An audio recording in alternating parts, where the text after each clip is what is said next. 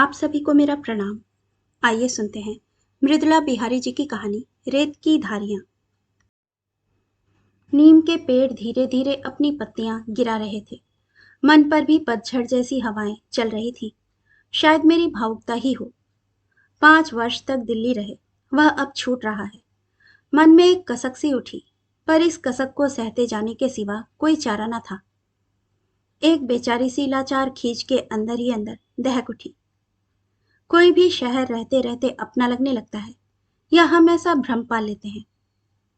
जब से स्थानांतरण का आदेश आया है, सुबह शाम व्यस्तताओं में बीतने लगे। तारीखें बदलती रहीं और जाने का दिन सामने आ पहुंचा। काम की भागदौड़ में एक विचित्र सी बेचैनी छाई रही। कल 12 बजे दिन में ट्रक आ जाएगा। सारा सामान ट्रक से भेजकर हम कार से जयपुर के लिए रवाना हो जाएंगे। आज दिल्ली की आखिरी शाम है। बच्चे अपने दोस्तों के साथ टेबल टेनिस खेलने चले गए और पतिदेव भी बहुत काम है के चक्कर में जाने कब लौटे। मुझे बंगाली मार्केट से कुछ सामान खरीदने थे, तो मैं निकल पड़ी। सामान लेकर लौटी तो ऑटो रिक्शा नहीं मिला। पैदल ही चलने लगी। चलते चलते देखा कि कलाविथी के बाहर किसी चित्रकार की एकल चित्र प्रदर्शनी लगी है। अपने को मैं रोक न सकी और कला दीर्घा में प्रवेश कर गई। वहां पहुंचते ही लगा कि मैं किसी दूसरी दुनिया में आ गई। कमरे की शांत शीतलता से मेरी थकान को बहुत राहत मिली। थोड़ी देर के लिए तबादले के सारे झंझट झमेले भूल गई। घुसने के समय मन में धारणा थी कि पाश्चात्य रंगों में रंगे अमूर्त चित्र देखने को मिलेंगे, जो कला प्रिय जन के लिए दुरूह पहेली बन जाते हैं। लेकिन पहली तस्वीर देखने के बाद ही मेरी पूरी धारणा टूट गई। जैसे चित्रकार की रगों में बहता हुआ भाव रंगों के माध्यम से तस्वीर में उतर आया हो। उसकी इस संवेदना की प्रक्रिया में कहीं मैं भी शरीक हो जाती हूँ। चित्रों का विषय वस्तु था बचपन, और वहां वास्तव में एक पारदर्शी शैशव संसार था। चित्रों में एक खास पैटर्न था, मानो कलाकार उस खास माहौल से अभिभूत हो। कोई ना भूलने वाला क्षण उसकी रचनात्मक गिरफ्त में आ गया हो और अपनी आंतरिक दुनिया को अलग अलग कोनों से रूपांतरित किया है। हमजोली शीर्षक के अंतर्गत दो नन्ही वन पथिक एक दूसरे के गले में बाहें डाले घूम रही हैं। रिमझिम में पानी की बूंदें और छोटी छोटी लहरीली सलवटें। चमन में आम अमरूद जामुन के सघन कुंज का काव्यमय वातावरण और बगुलों के झुंड नीलाकाश में उड़ते हुए। इन चित्रों को देखकर मेरा आकुल मन संवेदनात्मक वृत्तों में भटकने लगा। भीतर कुछ बिंब बन बनकर बिखरने लगे। ये तस्वीरें केवल चित्रात्मक न थी, उन दृश्यों के परे कुछ था जिसे मैं महसूस कर रही थी। चित्रों के समानांतर मेरे अंतर में एक सुरभि सिक्त परिधि की सृष्टि होती चली गई। मन की सारी लयहीनता समाप्त हो गई। मन के अतल केंद्र में एक शांति व्याप्त हो गई।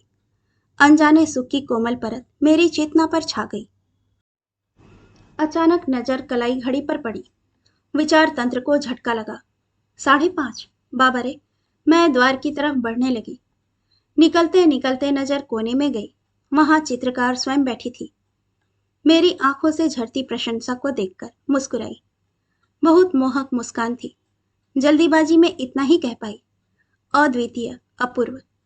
सच, यदि समय होता तो जी भरकर इस कलाकार से बातें करती। गनीमत थी कि बाहर ऑटो रिक्शा मिल गया। घर पहुंचकर रसोई समेटने, लेबल लगाने व सामान गिनती करने जैसे अनगिनत काम पड़े। आते ही काम में जुट गई, पर वे चित्र मन मस्तिष्क पर छाए रहे। उस अनुभूति से मुक्त नहीं हो पा रही थी। सोने गई तो अपना ही कमरा सामान हट जाने से खाली खाली और अनजाना सा लग रहा था। पोर पोर में थकान समा गई थी। शरीर की सारी मांसपेशियां संवेदनहीन हो गई थी। पता न चला कि कब आंख लगी। जब मेरी आंखें खुली तो खिड़की के बाहर अंधकार था। पेड़ों और झाड़ियों के धब्बे नजर आ रहे थे। उद्भ्रांत सी अनुभूतियों में डूबकर मन जाने कहाँ खो गया। पता नहीं मेरा स्वभाव कैसा होता जा रहा है। जब भी किसी को कुछ बनते या होते देखती हूँ, तो मन आत्मग्लानि और आत्मभर्त्सना बनकर कचोटने लगता है। मैं भी कुछ ऐसा कर सकूं जो मेरे जीवन को सार्थकता दे सके। एक छटपटाहट प्लावन की तरह बह निकलना चाहती है। सदा एक असंतोष बना रहता है। यह मेरे जीवन की वास्तविकता है और समस्या भी। आज मेरी नानी होती तो शायद मुझे देखकर खुश न होती। वे चाहती थीं कि उनकी नीलांजना असाधारण बने, अनन्या बने। जिंदगी का आरंभिक सिरा अनायास ही इस मध्य रात्रि में हाथ आ गया। पटना में मैं नानी के साथ रहती थी। मुझे अपने पास रखने का कारण उनका मेरे प्रति अतिरिक्त स्नेह तो था ही, पर दूसरा कारण भी था कि मेरे पिता के एक शहर से दूसरे शहर में तबादले होते रहते थे। उन छोटे शहरों में मेरी शिक्षा दीक्षा, नृत्य, संगीत, चित्रकला का समुचित प्रबंध नहीं हो सकता था, इसलिए मुझे उनके साथ रहना पड़ता था। मेरी नानी अपने समय की औरतों से एकदम भिन्न थी। कला संस्कृति में उनकी गहरी रुचि थी। वे अपने जमींदार पिता के कठोर अनुशासन में पली थी। खाना पकाना या सीना पिरोना जैसे कन्या सुलभ गुणों को वे बिल्कुल महत्व नहीं देती थी। मेरी सुबह सितार वादन से शुरू होती थी। अल्ल सुबह सितार मास्टर आ जाते। नानी की उपस्थिति में संगीताभ्यास होता। स्कूल से आने के बाद खाना खाकर डांस स्कूल भागना पड़ता और वहीं से ड्राइंग क्लास। 7 बजे तक लस्त पस्त घर लौटती तो नानी खुद किताब लेकर पढ़ाती। फिर तो नींद ऐसी आती कि नानी से भी नहीं डरती। तब मेरी उम्र 9-10 साल थी। अतीत जो महज बिंदु बनकर शेष रह गया था, आज इतने अंतराल के बाद याद आता चला गया। मेरे पिताजी उन दिनों दयालपुर में थे। गर्मी की लंबी छुट्टियों में मैं वहां गई। अपनी माँ और 2 छोटे भाइयों के साथ मुझे बड़ा अच्छा लगता, पर उस बार वहां पड़ोस में आलिया मिली। मन के किसी कोने में शांत सोई आलिया अपनी मोहक मुस्कान के साथ कूदकर सामने खड़ी हो गई। 2 महीने का साथ आज भी मानस पटल पर अंकित है। आज के कुंठा व तनाव के एहसास की सरहदों के बाहर तब बचपन तमाम बचकानी बातों से भरा था। हमारे खेल में ऐसी आनंदोर्मियां उठती कि उनका पुलक भाव आज भी वर्तमान में सजीव हो उठता है। मेरी स्मृति की पहचान दौड़ रही थी। घर के सामने आम, अमरूद, जामुन का बड़ा बगीचा, बरखा की बूंदे, उड़ते बगुले, कोयल की कूक, सब याद है। तब चिलचिलाती धूप भी हमें सूर्यमुखी सी खिली प्रतीत होती। सारा दिन सघन वन में गलबहियां डाले घूमते रहना, कच्ची कच्ची अमियां खाना या खेलना। खेल होता इक्कड़ दुक्कड़ या फोटो फोटो। फोटो फोटो का खेल हमारा अपना बनाया हुआ था। अपनी कॉपियों से पन्ने फाड़ लेते और उस पर तरह तरह के चित्र बनाते। पटना में अमूलदास से सीखी सारी चित्रकारी के गुर आलिया को बताती। उमंगों के पंख हवा में फरफराते। प्रकृति भी हमारे साथ हंसती गाती प्रतीत होती। वहीं का सारा व्यापार उत्सवमय था। 2 महीने तक हमने सुबह शाम, धूप बादल बरखा साथ साथ आंतरिक रूप से अनुभव किया था। पंख लगाकर कब छुट्टी बीत गई पता ही ना चला। पटना जाने के नाम से मन उदास हो गया। ऐसा पहले भी होता था। अपने जिंदा दिल पिता, अपनी सरला माँ और छोटे छोटे मुलायम भाइयों को छोड़कर जाने की इच्छा नहीं होती, लेकिन इस बार तो आलिया से बिछुड़ने का दुख था। मेरा वश चलता तो आलिया को अपने साथ ले जाती या उसी के साथ रह जाती। पटना आते पुराने कार्यक्रमों में बांध दी गई। आलिया की बहुत याद आती। कुछ दिनों बाद उन लोगों की दयालपुर से बदली हो गई। उन दिनों भावनाओं को शब्द देना नहीं जानती थी, नहीं तो माँ से जरूर कहती, माँ तुम्हें तो आलिया का पता मालूम होगा, मुझे बताओ, मैं उसे पत्र लिखूंगी। उसके बाद आलिया कभी नहीं मिली, किंतु आज भी गर्मी में जब भी कोयल कूकती है, अमराइयां सुगंध फैलाती हैं, बगुले के डार उड़ते हैं तो मुझे आलिया याद आ जाती है। क्या उसके मन में मेरी याद शेष होगी? अंधकार में टटोलते टटोलते मुझे जैसे अचानक प्रकाश की एक क्षीण रेखा दिखाई पड़ी। अमूर्त, अवचेतन साकार और सचेत होने लगा। कला दीर्घा में बैठी उस दुबली पतली नारी मूर्ति में से आलिया का चेहरा उभरने लगा। उसके बाद वह चेहरा कई कोनों में घूम गया। वह आलिया ही थी। परत दर परत सब उघड़ता चला गया। वे चित्र ना भुलाए जा सकने वाले क्षणों के साक्षी थे। मन में सागर उमड़ पड़ा। हिलोरे उफन उफन कर दुधिया झाग छोड़ने लगी। अनुभूति उद्वेलित मन बार बार प्रश्न करता कि क्या सचमुच इतनी पात्रता मुझ में है? क्या वह आज भी मुझे याद करती है? वहां जाना मात्र संयोग था या अंतः प्रेरणा से प्रेरित? मैं समझ न सकी। मैंने कभी नहीं सोचा था कि आलिया तुम्हें इस जिंदगी में देखना संभव हो सकेगा। अब इसके बाद न मुझे नींद आई, न मैंने सोने की कोशिश की।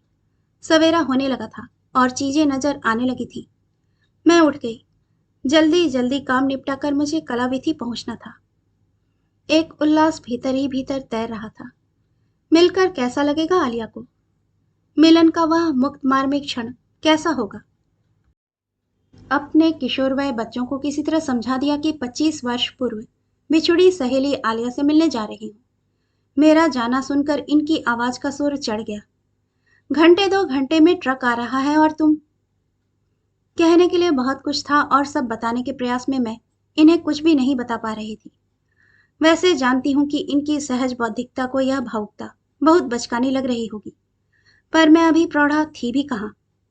मैं तो वर्षों पूर्व वाली नन्ही नीलांजना थी। कलाविथि पहुंचकर मन धक से रह गया। कल वाला साइन बोर्ड सूना था। कल उस पर आलिया खान लिखा हुआ था। वहां के दरबान को कुछ मालूम न था। व्यग्रता में इधर उधर टहलने लगी। 10:30 बजे वे सज्जन पधारे जो इस विषय में कुछ जानकारी दे सकते थे। मैं बदहवास सी उनसे आलिया के बारे में पूछने लगी। उन्होंने सुनकर धीरे से सिर हिलाया और बड़े तटस्थ भाव से बोले, अच्छा, आलिया खान। उस वक्त उनकी तटस्थता मुझे फरसे की नोक की तरह चुभ गई। उनकी चित्र प्रदर्शनी तो खत्म हो गई। वे तो कल्चरल एक्सचेंज प्रोग्राम के तहत पाकिस्तान से आई थी और मेरे ख्याल से आज वापस अपने मुल्क लौट जाएंगी। उसने कहा। मैं क्या कहती? मुझे लगा वह लफ्ज अभी इजाद नहीं हुए जो मेरे एहसास को अभिव्यक्त कर सकें। मेरे अंदर बाहर बहुत कुछ छूट गया। कल्पित सुख के इतने छोटे पल अतीत के रेशे रेशे बिखरने लगे। वह वर्तमान से पुनः विगत बन गई। आलिया, ऐसे अप्रत्याशित ढंग से तुम्हें पाकर खो देना सपना सा लगता है। उस तक पहुंचने के सारे रास्ते बंद हो गए। मैंने अपनी गीली आंखों को पोंछ लिया और सहज होने की चेष्टा करने लगी। उस सज्जन में कुछ नरमी आ गई। नरमाई से उन्होंने कहा, आलिया खान का पता आपको काउंसिल फॉर कल्चर रिलेशन से मिल जाएगा। एक कागज पर वहां का पता लिखकर उन्होंने मुझे दे दिया। मैं कागज हाथ में लिए कुछ पल वहीं खड़ी रही। घड़ी का कांटा निरंतर आगे बढ़ रहा था। मुझे जल्दी से जल्दी घर पहुंचना था। मन की लहरें उतर चुकी थीं, लेकिन पूरे किनारे पर रेत की धारियां सी पड़ी थीं। कहानी सुनने के लिए आपका धन्यवाद। श्रोतागण, आपसे विनम्र अनुरोध है कि कृपया कहानी पसंद आए तो इसे लाइक और सब्सक्राइब जरूर कीजिएगा। धन्यवाद।